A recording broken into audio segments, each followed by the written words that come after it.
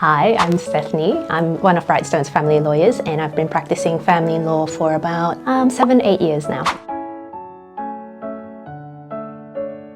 I've noticed that a lot of divorces tend to happen after the first child is born in couples. Parenthood brings very specific and hard challenges. It's really when a relationship gets tested, and I think a lot of couples need really good communication skills to sort of handle it. I remember years ago, you said it's because of men can't be that baby anymore.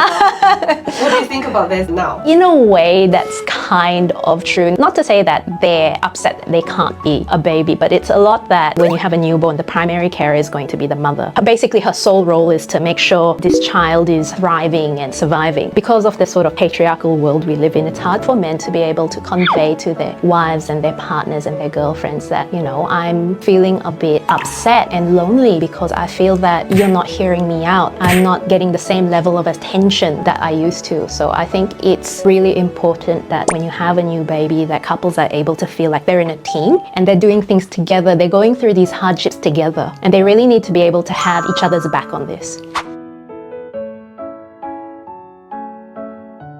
I think that the core of all good relationships, communication is so important. It's really important to be able to hear each other out and not immediately reject what the other person is saying. Sometimes what you hear the other person saying might sound sort of illogical or unreasonable, but when your first reaction is to reject what they're saying, you're sort of kind of shutting out the communication. They're trying to express themselves. Maybe they haven't done it in the best way, but they're trying to relay what their concerns and how they're feeling to you. So even if you can't come to a fruitful discussion back then, it's really worth it for everyone to sort of walk away, calm down, and kind of revisit the issue after. So I think communication is really, really important to make sure everyone's on the same page. You know, you're there together trying to work through your issues together.